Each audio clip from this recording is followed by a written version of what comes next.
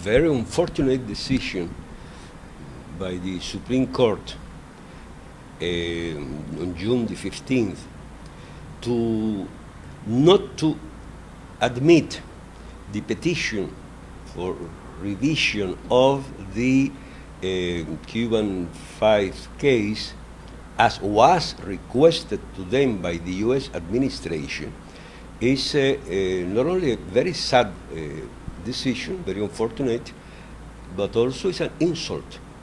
Insult to justice and insult to many people around the world, not only to the five victims of that injustice. It is the case, the only case in the legal history of the U.S.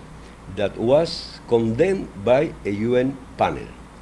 The only case that has been presented to the Supreme Court for revision with the support of 10 Nobel laureates, 3 vice presidents of the European Parliament, 1 former president of the European Parliament, hundreds of European, Latin American, Asian parliamentarians, a number of bar associations, all the bar associations of Brazil, Germany, Japan, Belgium, and many others, including, of course, a number of U.S. legal groups, including one at the National Association of Criminal Defense Lawyers, the national and the Miami chapter of that association, and many others.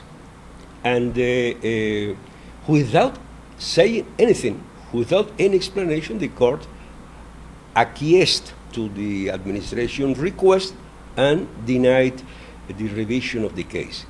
Notwithstanding the fact that we will continue trying to fight in whatever manner it's possible at the legal area, we will insist first and foremost that the U.S. president should and must free them by dropping the charges that were presented against the five. He can do that. Yes, he can, as he liked to say during the campaign, and he must. He is morally obligated to do that. There are two specific reasons. There were 2 main charges. One was conspiracy to commit espionage, count 2 of the indictment against the five. The Atlanta Court of Appeals of the 11th Circuit last September of last year, determined unanimously that there was no such a charge. There was no foundation for that. They said 5 times in their decision, they recognized that nothing involving national security was involved in that case, that nobody among the five tried to gather and transmit secret information related to the national security of the United States. That's why Atlanta decided to vacate the sentences against 3 of the 5 Cubans and order a new sentencing process that will begin sometime in the near future. The other the main charge was count 3, conspiracy to commit murder on the 1st degree.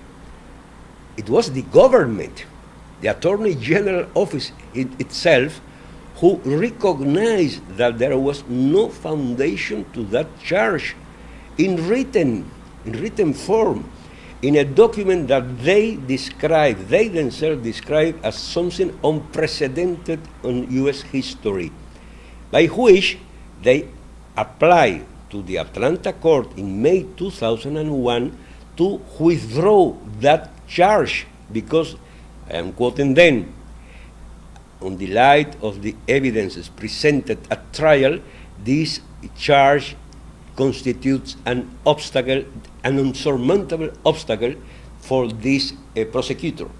And they asked for halting the process until and unless they were given that possibility. They didn't get that. Atlanta refused because it was too late at the very end, after seven months of trial.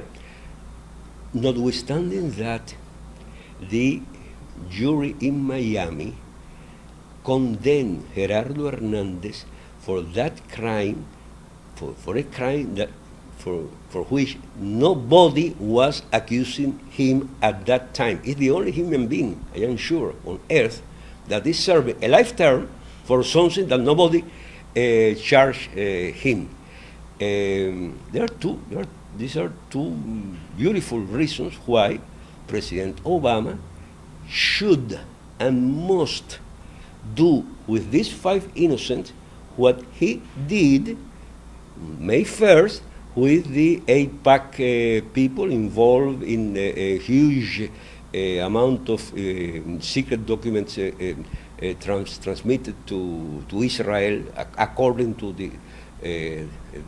their case. I think that's the center and the main issue now. He can, yes, he can, and he should.